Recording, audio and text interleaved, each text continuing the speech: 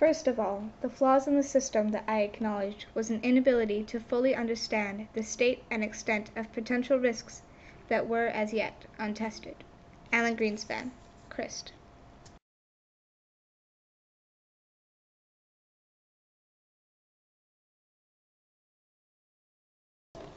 When Congress passed the Commodity Futures Modernization Act, which eliminated almost all regulation of over-the-counter or OTC derivatives, a woman named Brooksley, chairperson of the Commodity Futures Trading Commission, was decidedly opposed to the act.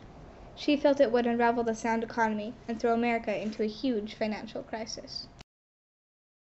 However, due to great oppression from powerful opponents, Brooksley stepped down from office. In 2008, the financial derivative market crashed, losing billions, if not trillions of dollars. America is still paying a huge consequence for ignoring the desperate claims of a single woman. Brooksley role was significant in the debate of derivative regulation because of her actions of recognizing and bringing attention to the threat of unregulation, her refusal to concede to powerful opponents, and the fact that her claims of an impending financial cataclysm were correct.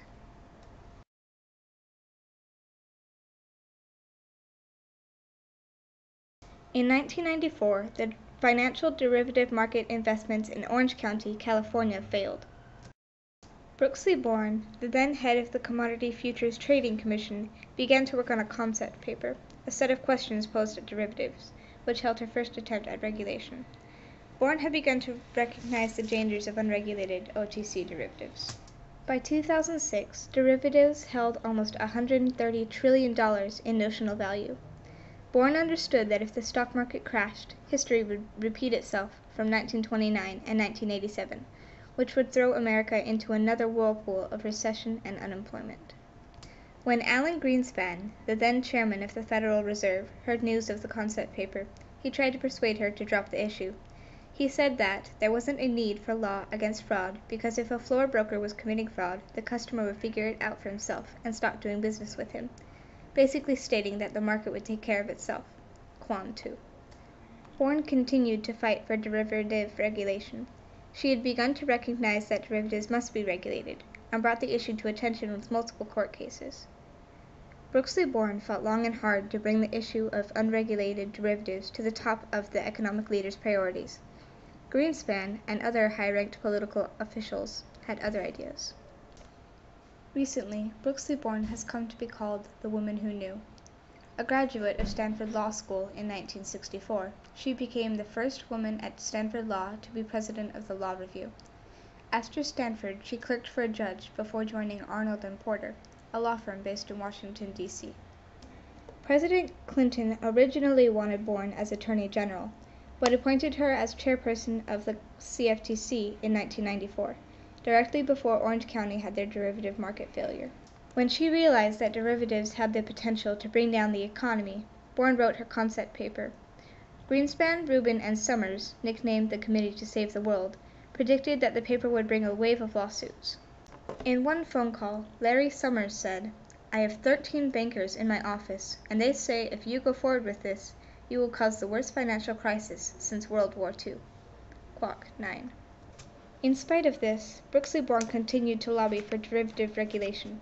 She appeared in a number of court cases, pushing for a looked-after derivative market. However, she was beat down. Influential political figures consistently told her to give up. Economic leaders ignored her predictions of disaster.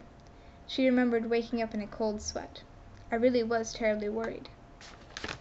The Wall Street Journal reported that the nation's top financial regulators wished Brooksley would just shut up. Rug Francia, 9. Had several private meetings with Alan Greenspan and Treasury Secretary Robert Rubin. She refused to concede to their idea of unregulated derivatives. Rubin told her that if derivatives were to be regulated, the market would implode. Daniel Waldman, a former co-worker of commented, saying, "Greenspan was saying we shouldn't do it.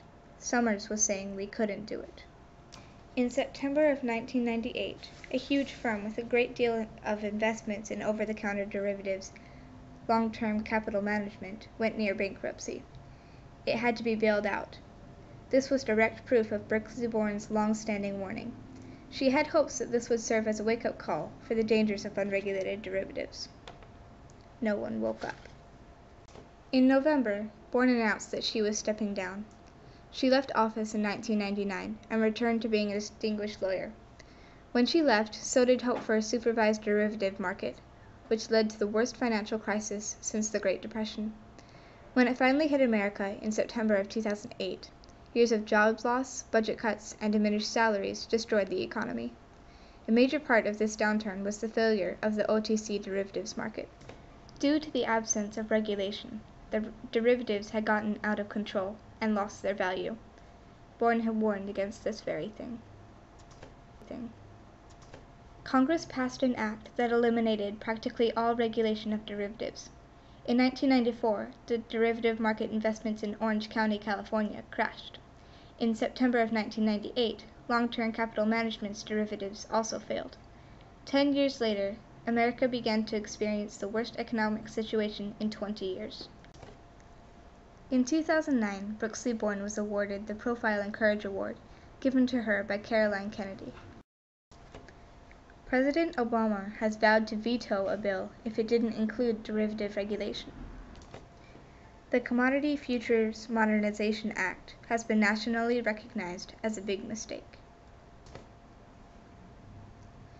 Brooksley-Born's role was significant in the debate over the regulation of financial derivatives through her actions of acknowledging the threat of unregulation, her unwillingness to give in to influential political figures, and the fact that she was correct. Brooksley-Born's role was significant in the debate over the regulation of financial derivatives through her actions of acknowledging the threat of unregulation, her unwillingness to give in to influential political figures, and the fact that she was correct. In 2009, Brooksley-Born was awarded the Profile and Courage Award, given to her by Caroline Kennedy. President Obama has vowed